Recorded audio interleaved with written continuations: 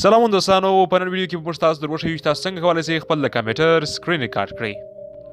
دوستانو که چیرې تاسو کوم استاد، یوټیوبر او یا کومه بله دنده اجرا کوئ او یا غواړئ خپل کورسونه تر نورو خلکو پورې ورسوئ او غواړئ خپل ویډیوګانې مو خپرې کړئ په یوټیوب باندې، په فیسبوک باندې، نو دغه ستاسو لپاره تر ټولو مهمه ویډیو ده.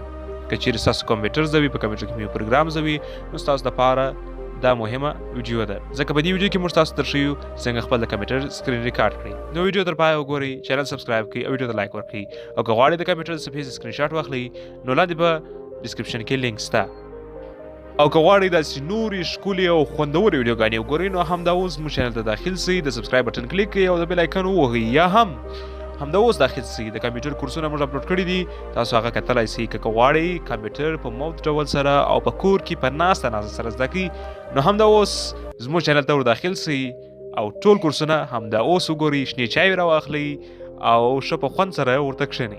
نو راځو ویډیو شروع کوو.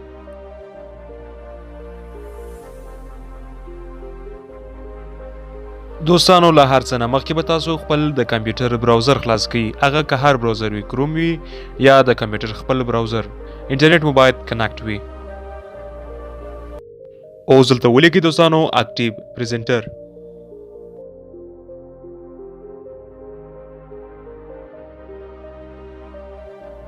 اوس دوستانو به دا دوهم لینک باندې کلیک وکړئ یا دوهم ویب سایټ باندې کلیک وکړئ. دوستانو داسې سبا به تاسو ته ښکاره شي.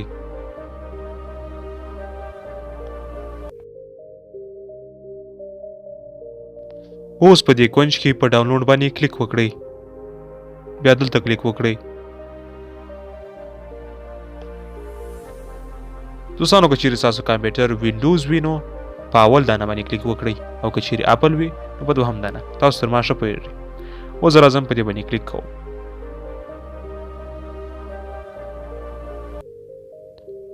په دې باندې چې مو کله کلیک وکړئ دوستانو د یو ګړي دپاره به انتظار شي. اوس راسئ دوستانو داسې رن باندې کلیک وکړئ. اوس ما سره شته دوستانو، نو زه یې نه ډاونلوډوم، ما ته یې اړتیا نشته. کله چې مو راډاونلوډ کړئ دوستانو نو داسې صفحه به تاسو ته ښکاره شي.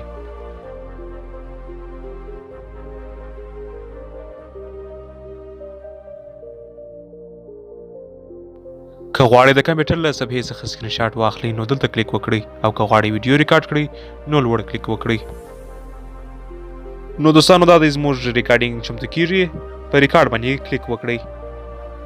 3 2 1 ریکارډینګ شروع دی.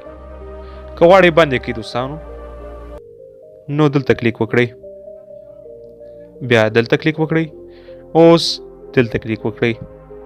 اوس به تاسو په اتومات ډول سافټویر ته راولي.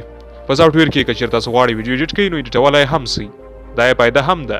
ویډیو ایډیټینګ هم کولی شئ، خو که چیرې غواړئ ایکسپورټ یې کړئ نو راځئ دلته په ایکسپورټ کلیک وکړئ. په ایکسپورټ بعده تاسو راسئ دلته کلیک وکړئ، او بیا راسئ په اوکې باندې کلیک وکړئ. ستاسو ویډیو سیف شول خیره. او که چیرې غواړئ ایډیټینګ هم په دې سافټویر کې زده کړئ نو کمنټ وکړئ.